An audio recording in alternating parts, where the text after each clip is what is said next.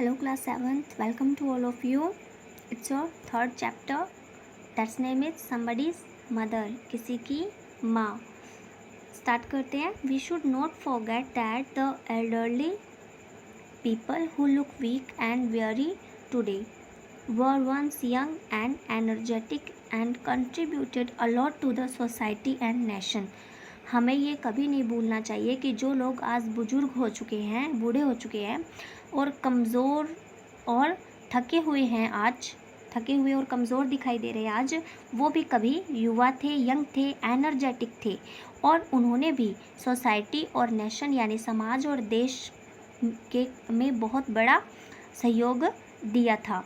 Now it is our turn, मतलब उनका भी बहुत बड़ा योगदान रहा है इस समाज को, इस देश को बनाने में. कभी जब वो यंग होते थे, एनर्जेटिक होते थे, क्या हो गया अगर आज वो बुज़ुर्ग हो चुके हैं, बूढ़े हो चुके हैं, कमज़ोर हो चुके हैं, थके हुए हैं, तो हमें ये बात भूलनी नहीं चाहिए. Now it is our turn to help them, अब ये हमारी बारी है कि हम उनकी हेल्प करें. Read this poem about a young boy who senses the anxiety of an old woman and immediately rushes to help her. चलिए ये पोएम पढ़ते हैं जो एक यंग बॉय के बारे में है, जो एक ओल्ड लेडी की परेशानी को, उसकी चिंता को समझ पाता है और जल्दी से उसकी हेल्प के लिए दौड़ पड़ता है. Let's start our today's chapter. The woman was old and ragged and grey and bent with the chill of winter's day. The street was wet with the recent snow and the woman's feet were aged and slow. Okay? तो इसका मतलब है कि एक women, जो एक औरत बूढ़ी थी, बहुत थकी हुई थी और उसका चेहरा पीला पड़ा हुआ था काफ़ी, और उसके ग्रे कलर के, सलेटी कलर के बाल थे. And बैंट with the chill of winters day, और उस दिन की सर्दी की वजह से, ठंड की वजह से वो एकदम मुड़ी हुई थी, ठीक है, मुड़ चुकी थी. The street was wet with the recent snow, पूरी स्ट्रीट गीली हो रखी थी. किस वजह से? क्योंकि बर्फ़ गिर रही थी. And the women's feet were aged and slow, और उस औरत के जो पैर थे वो काफ़ी कमज़ोर, बूढ़े हो चुके थे और काफ़ी धीरे धीरे चल पा रहे थे. She stood at the crossing and waited long, alone, uncared for, amid the throng. O human beings who passed her by, nor heeded the glance of her anxious eye. She stood at the crossing, वो कहाँ खड़ी थी? जो road crossing वाली जगह होती है, जहाँ से रोड क्रॉस करते हैं अपने, जेब्रा क्रॉसिंग, वो रोड क्रॉस पर खड़ी थी. एंड वेटेड लॉन्ग, और काफ़ी लंबे समय से इंतज़ार कर रही थी. अलोन, अकेले. अनकेयर्ड फॉर, कोई भी उसकी केयर करने वाला नहीं था. अमिड द थ्रोंग, इतनी भीड़ में भी वो, भीड़ के बीच में वो बिल्कुल अकेली थी, उसकी कोई केयर करने वाला नहीं था. Of human beings who passed her by, किसकी भीड़ थी? उन लोगों की जो उसके पास से गुजर रहे थे. Nor heeded the glance of her anxious eye, जिन्होंने उसकी आँखों की चिंता की चमक की ओर ध्यान भी नहीं दिया. यानी उसकी आंखों में जो चिंता थी, जो फिक्र थी कि वो रोड क्रॉस कैसे करेगी, कौन उसकी हेल्प करेगा, उस चमक को किसी ने भी नहीं देखा. यानी किसी ने ध्यान देना भी ज़रूरी नहीं समझा उसकी तरफ कि वो लेडी क्या चाहती है. Down the street with laughter and shout, glad in the freedom of school let out, come the boys like a flock of sheep, hailing the snow piled white and deep. ठीक है, तो क्या हुआ फिर? वो लेडी वहाँ खड़ी थी और down the street with laughter and shout, उस गली में अचानक से हंसी की, शोर की आवाज़ें आने लगी. Glad in the freedom of school let out, वो स्कूल छूटने से जो आज़ादी मिलती थी, स्कूल बंद होने के बाद जो आज़ादी उन बच्चों को मिली थी, उसकी खुशी का शोर था. Came the boys like a flock of sheep, लड़के वहाँ पर एक भेड़ों के झुंड की तरह आए. हेलिंग द स्नो, उन्होंने, वो उस बर्फ़ का अभिवादन, स्वागत कर रहे थे ऊपर हाथ उठाकर. पिल्ड वाइट एंड डीप, और क्या कर रहे थे? वो उस बर्फ़ को इकट्ठा कर रहे थे, उस सफ़ेद बर्फ़ को वो इकट्ठा कर रहे थे, हाथ बढ़ा बढ़ा कर, जैसे उनका स्वागत कर रहे हों. Past the human so old and grey, hastened the children on their way, nor offered a helping hand to her, so meek, so timid, afraid to stay. Past the women so old and grey, वो जो औरत थी बहुत बूढ़ी और एकदम पीला उसका चेहरा पड़ा हुआ था, थकी हुई सी थी एकदम. Hasten the children on their way, और वो जो बच्चे थे वो अपने रास्ते पर जल्दी से निकल गए। हैस्टन होता है मूव्ड हरिडली, जल्दी से अपने रास्ते से निकल गए। Nor offered a helping hand to her, किसी ने भी उसे एक मदद के लिए उसकी तरफ हाथ भी नहीं बढ़ाया। सो मीक, बहुत ही ज़्यादा विनम्र। सो टिमिड, बहुत ज़्यादा डरी हुई। अफ्रेड टू स्टिर, और वहाँ से हिलने से भी उसे डर लग रहा था, यानी अगर वो एक कदम भी आगे बढ़ाएगी तो वो गिर जाएगी, इस बात का उसे डर था।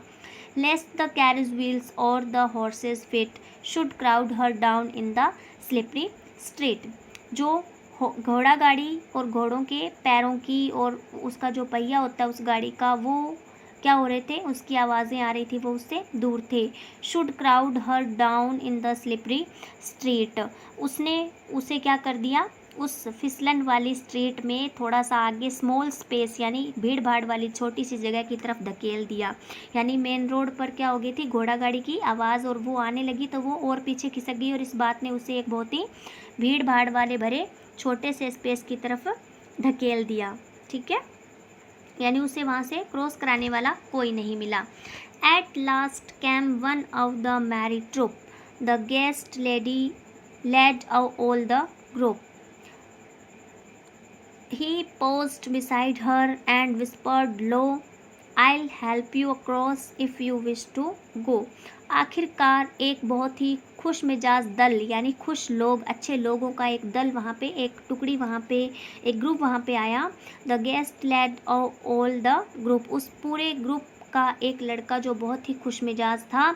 ही पोस्ट बिसाइड हर, वो उसके पास में ठहरा था। एंड विस्पर्ड लो, और धीरे से फुसफुसाया। आई हेल्प यू अक्रॉस, मैं आपको इसे पार करने में हेल्प करूँगा। If you wish to go, अगर आप जाना चाहते हो तो। Her aged hand on his strong young arm the placed and so without hurt और harm he guided the trembling feet along, proud that his own were firm and strong. उसके जो बूढ़े हाथ थे वो उसकी मजबूत युवा बाहों में थे, यानी उसने उसका हाथ अपनी मजबूती से पकड़ लिया उस लड़के ने उस औरत का। She placed and so without hurt और हार्म, उसने उसे बिना किसी परेशानी के, बिना हार्म किए, बिना चोट पहुंचाए उसे वहाँ से दूसरी जगह पहुंचा दिया। He guided the trembling feet along, उसने उन कांपते हुए पैरों को गाइड किया। Proud that her own were firm and strong, और क्योंकि उसे अपने पैरों पर गर्व था, क्योंकि वो क्या है, काफ़ी मजबूत थे। ठीक है, उसने अपने मजबूती वाले पैरों से उसके कांपते हुए पैरों को क्या दिया, सहारा दिया, और उसका हाथ पकड़कर उसे रोड क्रॉस करवाया।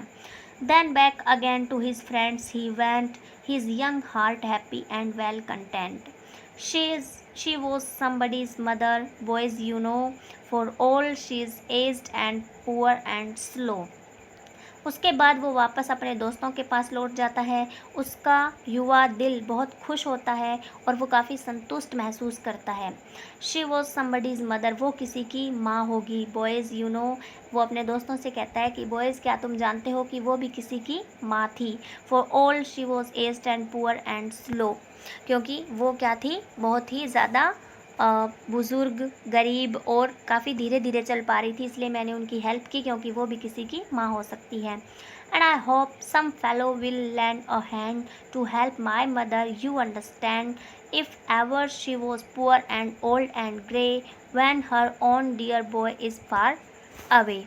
ठीक है, और मैं आशा करता हूँ कि कोई साथी एक हाथ मेरी माँ को भी देगा उसकी हेल्प करने के लिए। तुम समझ पा रहे हो दोस्तों कि मैं किसकी बात कर रहा हूँ। If ever she was poor and old and grey, कब, जब मेरी माँ भी इसी तरह किसी का इंतज़ार कर रही होगी, बूढ़ी हो जाएगी और उसके हाथ पैरों में इतनी जान नहीं होगी कि वो चल पाए, तो इसी तरह कोई साथी उन्हें भी हेल्प के लिए अपना हाथ आगे बढ़ाएगा।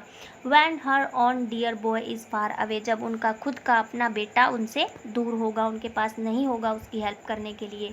And somebody's mother bowed low her head in her home that night, and the prayer she said was, God be kind to the noble boy who is somebody's son and pride and joy.